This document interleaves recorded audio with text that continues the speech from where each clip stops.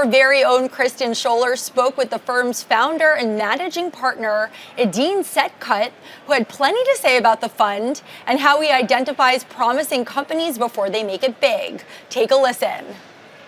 One of the things that people handicap me is that, I was not a trained engineer. And I think one of the things that I always do to kind of make up for, let's say, like not being an engineer is you have to understand mainstream trends in very simple terms. And when you look at some of our biggest hits, even though they had great technology that helped them become great companies, at the end, they solved a very big problem in a very simple way that was 10x better, cheaper, faster. That kind of like one of the biggest lessons I learned at Google. If you look at Shopify, it basically became the leading company because they captured this trend of kind of brick and mortar businesses becoming also one with bits, technology businesses.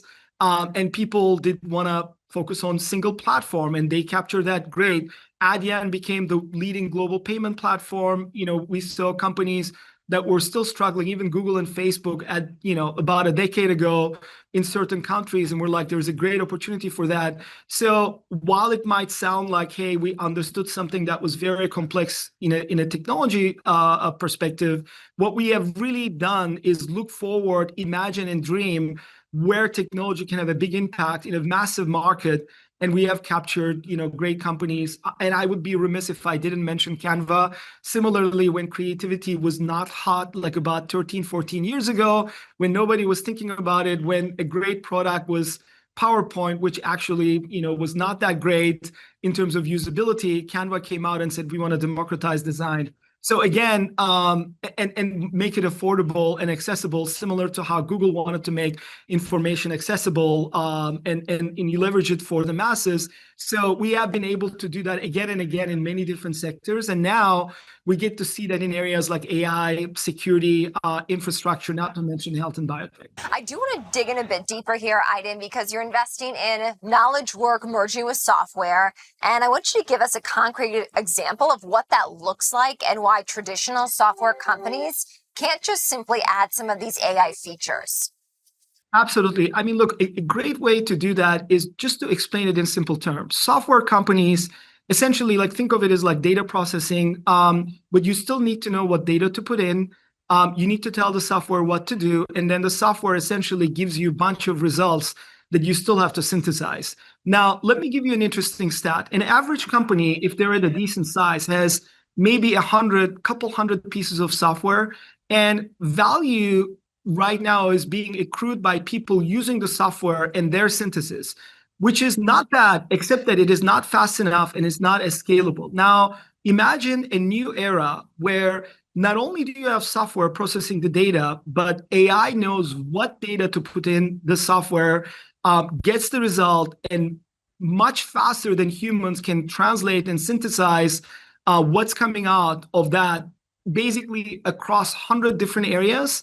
And then through that intelligence, through that increased understanding of what that data means, it can create the cycle a lot faster. So this is why the AI age, one of the first things that you're going to see, in addition to the large models, which a lot of us are using either at a consumer level or enterprise level, is what I would call workflow companies. Because what a lot of companies have done is made a massive investment, hundreds of pieces of software, but I'm not really sure how much value they're getting out of it. And through AI, they can actually allow the synthesis of that information at a much more radical speed and scale than ever been done before. And that's why we are excited that we think one of the next big waves will be workflows, not to mention many other areas. I see that you often tell founders they need to engineer their own luck. What does that mean in practice? So let me double click on that. So Felicis means good fortune in Latin. And there is this conception that when great success happens, it was a matter of luck. And I think what we basically say, one of our firm mottos is you have to engineer the luck. I mean, there's always a factor of chance, but I think the reality is in order to get lucky, you need to know that you are in a position where luck has found you. You need to be prepared to leverage it. And when you look at the most successful companies, Of course, we can call them lucky, but then you look at it and it's similar to sports teams or any other thing. You find out that they're the ones that work the hardest. They saw the trend before anybody else. They hired the right people before the inflection point happened. They made the right investments. They did not only have a plan A, but a plan B, plan C, and plan D.